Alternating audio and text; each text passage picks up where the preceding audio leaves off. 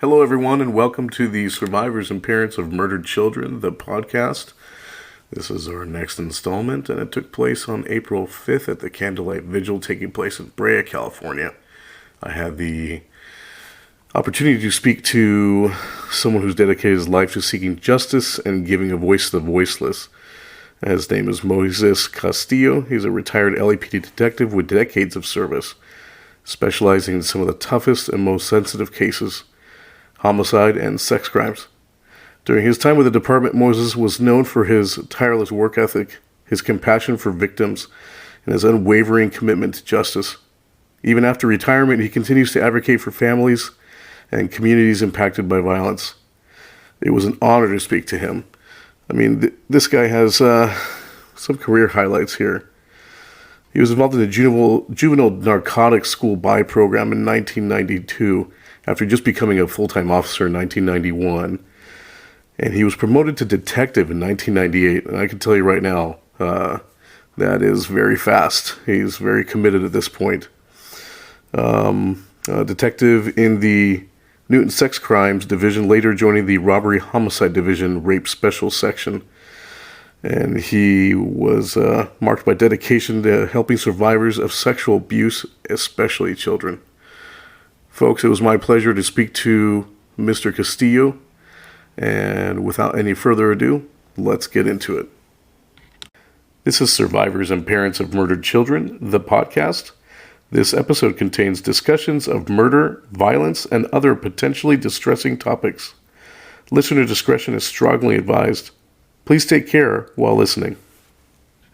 Hello, ladies and gentlemen, and here we are at the 2025 Candlelight Vigil. This is the third installment of the Survivors and Parents of Murdered Children, the podcast. I'm lucky enough to have Moises Castillo here, who's a retired LAPD investigator with 30 years of experience. He began his law enforcement career in 1989. He retired in 2020. He currently works for the Dordulian Law Group. Hey, Ray, thanks for having me. Yeah, so I'm their resident detective. I investigate all their cases for them. It's a personal injury law firm that handles, pretty much anything and everything. The car accidents, slip and fall, dog bites, wrongful death, sometimes medical malpractice. But primarily my role is to help them investigate their sexual assault investigations, where we advocate for victims on the civil side. Many victims of sexual assault do not realize that they may also have an option of pursuing civil litigation against the abuser, the offender, or sometimes the entity or agency behind the abuse.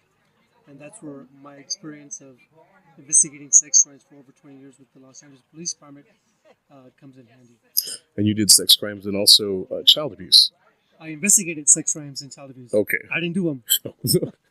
My goodness. I'm very careful with words. Yes, I should also be. So I wanted to get, the whole point of this podcast I wanted to let you know was, I have this theory that I've been given this game ball in my life because my son was murdered in 2020. And I see it as a unique game ball that someone has been given. And what do they do with it? Do they allow that to kind of hold them down and be a negative memory the entire time, which it will be? Or do they pick up that game ball and they do something proactive with it? And this is what I do.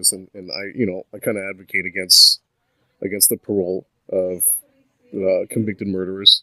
I think, once you commit murder, I think you shouldn't be allowed out in general population along with everybody else. And another thing is that, to highlight and to celebrate these folks, our family who have fallen, our kids who we've lost. And so also celebrate like these folks and see what they do to handle these things. I'm wondering, because I've heard you speak, Moises, and like the emotion in your face and your voice is very genuine.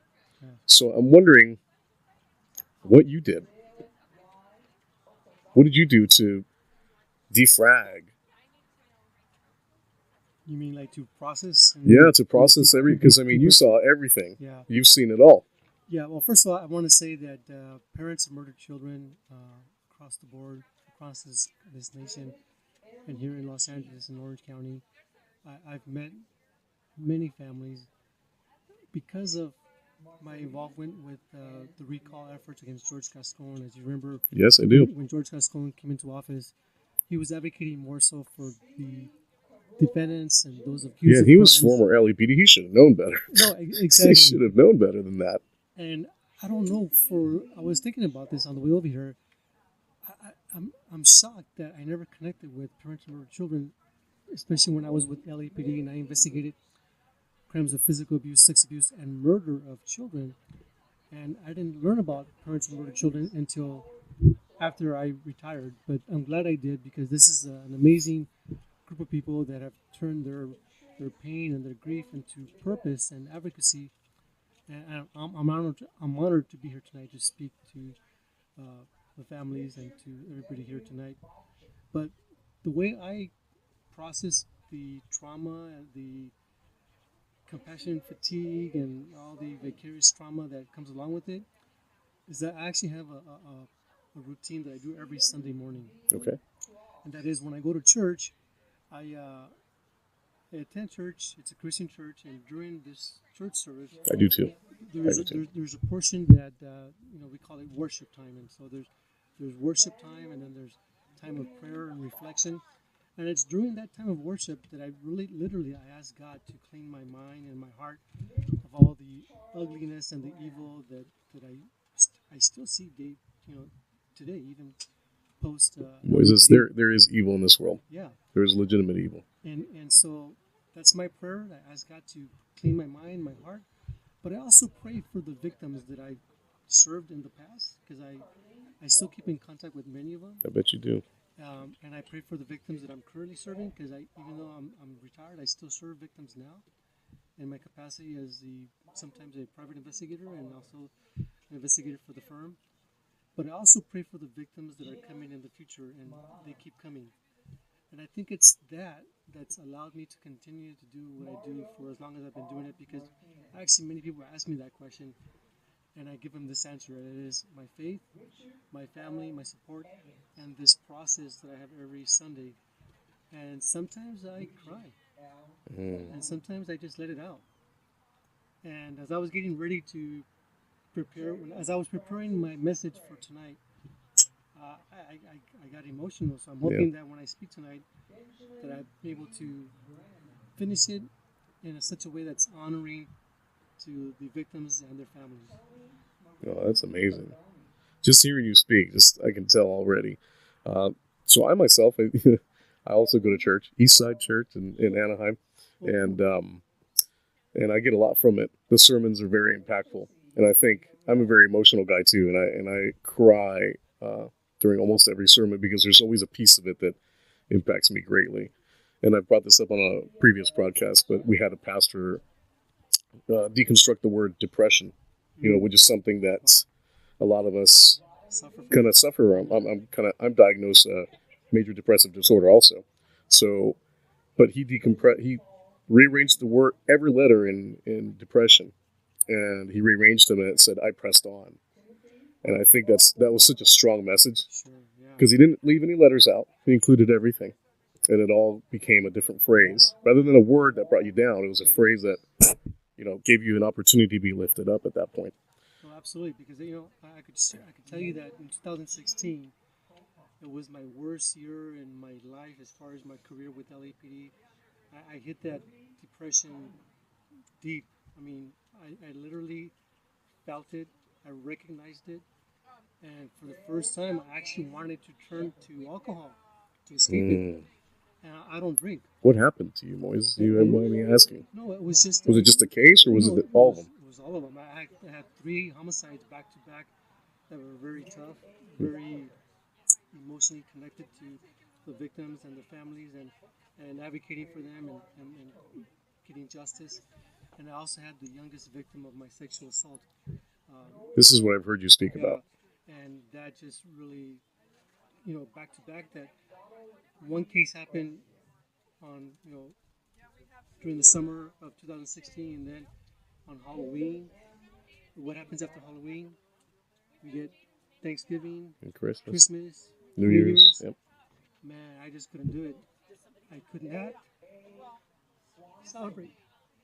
Yeah. It was like, how can I come home and pretend I didn't see any of that, and then pretend everything's okay and sell? I just couldn't. I couldn't. Knowing that the families that just suffered this horrible, horrible, unimaginable loss of a beautiful 3-year-old little girl, a little boy who was 11 years old, who was found weighing 33 pounds in the closet, and then this young victim of only 6 weeks of being born sexually assaulted. I mean, just the most graphic stuff. So yeah, I thank God I recognized it. I was taking long showers, not wanting to go to work because I figured the longer I stayed in here, I didn't have to go to work. And I wanted to turn to alcohol, but my friends who actually drink did not allow me. Yeah. It was just the funniest thing is that They knew the dangers. It's okay for them to drink, but they wouldn't give it to me. Literally, I mean, I was a hand away from getting Jack and Coke, And There's a reason why they're called spirits. They might spook Yeah. you a little bit. But you know what? But I'm grateful for that, and I'm grateful that I reach out and receive my therapy through our department. They have a great department psychologists that are there as a resource, and we have great peer support. And again, my faith, that helped me get through it. And I attended a training, and they talked about victims of children, victims of crime, and after hearing that speaker, I said, you know what? I was about to give it up. I was about to throw in the towel and move on to another unit. But after hearing the speaker, Sergeant, it'll come to you right now, Sergeant Scott from Sergeant Dan Scott from the Sheriff's Department. He spoke at a training. It was for the National Center of Missing and Exploited Children. And after hearing him speak, it gave me a greater resolve to just recharge the batteries and keep fighting, and here we are. Just keep moving forward. You pressed on. Pressed on. You pressed on. I think faith is a huge thing. I think it's something that a lot of people miss out on. And being in a place where everybody's focused on the same target, worshiping and I think that's a huge step in dealing with things. And I went to a therapist for years, Lynn Palmer, who I've mentioned before, and she was amazing. A 78-year-old woman who just had the knowledge of the world and kind of helped show me windows that weren't there before and how to go through them with my depression and things like that. But I also enjoy gardening, and I like to. Yeah, it's amazing. It's. You know what I really want? My dream is one time see more law enforcement show up to these events, because, especially those that investigate homicides, because I think coming to these events will inspire them, not only motivate them, but inspire them to continue to fight the good fight, because sometimes we're the only voice we're going to be for well, that's the thing is we are literally the only voice, because they're no longer here. I look at these pictures and I think when they were taken, no one thought that there was going to be an expiration date, right? Absolutely right. Right. So, no, that's another thing that this podcast serves to do is to, like another thing I told you is I advocate for non-parole for the violent offenders, the convicted murders. And I think a show like this can help highlight some of these details, like some of the things you just mentioned, just in passing, just, no details, just ages of things that happen to these young, 6 weeks of being 6 born, weeks of being born. Sexually assaulted. And I think people need to... A 3-year-old that was murdered by a stranger. People need to hear that, because there's things that come up on the ballot, and you vote for these things, and you vote against, for early release programs and all these things. Yeah, talking about early release, let me tell you something that I guarantee you, many people out there who are going to listen to this will be the first time you're hearing this. Yeah. And that is, there's a such thing called elder parole. Elder parole, when they first passed it years ago, I think somewhere maybe 2015, 2016, somewhere around there, I don't know. The state legislators say, you know what, we want to provide an opportunity for these convicted murderers who are serving life, an opportunity to be paroled. So all they got to do is reach age 60, serve 20 years of their sentence, and they'll be eligible for parole. Yeah. And to their shock, they didn't get any pushback. It went under the radar, and nothing happened. And went right through, didn't it? Went right through it, and it was happening. Mm-hmm. So they decided, you know what? Let's amend it. Let's make it age 50. So they did. They re-amended. They passed it again. They tweaked it somewhat, and now anybody that's convicted of a felony that's serving the 25 years to life or 50 years to life or whatever, how many years to life they got, all they got to do now is reach age 50, serve 20 years of that sentence, and they'll be eligible for parole under this elder parole section. That's ridiculous. Isn't that crazy? And I remember I was advocating for this victim and their family. Their mom was murdered, awful shooting, execution style, by her husband, and her husband also tried to murder somebody else. So it was a murder and an attempt murder of somebody else. Mm-hmm. And the judge accepted a plea deal of 40 years straight, not 40 years to life, just 40 years straight. And if you did the math, this guy was going to turn 50 within 20 years of serving the time. So all he was going to do is serve 20, and not the whole 40. So I remember the victim's family standing up and addressing the court. Your Honor, please don't accept this plea. Don't do it. We're against it, because if you do accept it, he's going to get out by this time.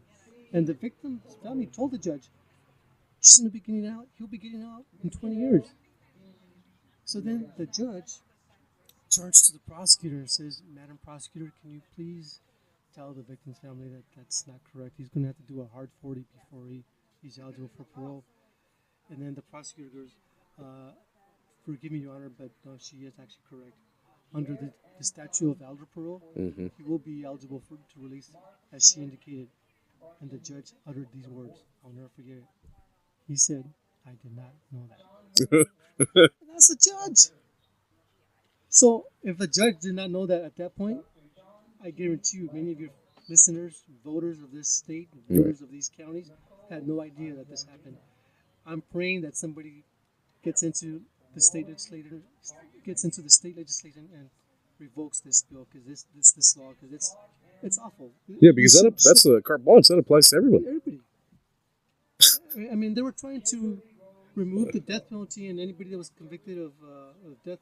But the death penalty has been ratified. I mean, it's been voted in. Yeah, but the governor put this moratorium that we can't execute anybody because this governor is in office. Mm-hmm. But even then, they were trying to thank God this bill did not pass. But if this bill had passed, they were going to resentence the convicted death penalty cases, so they could get something like with parole, conditions of parole, and then there would have been parole.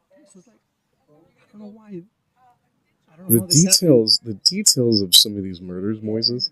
Seriously, like I said, you just said a few words. If you actually go to the details and people saw the pathology pictures, and they saw the effect of what one person's choices ended up being, and they saw the pain and the hurt that caused the family, how could anybody parole someone like that and say, you know what, you've behaved for the last 40 years, so we're going to let you out of jail now, and go ahead, go find a job. You murdered maybe 2 or 3 people, maybe one person, maybe a child.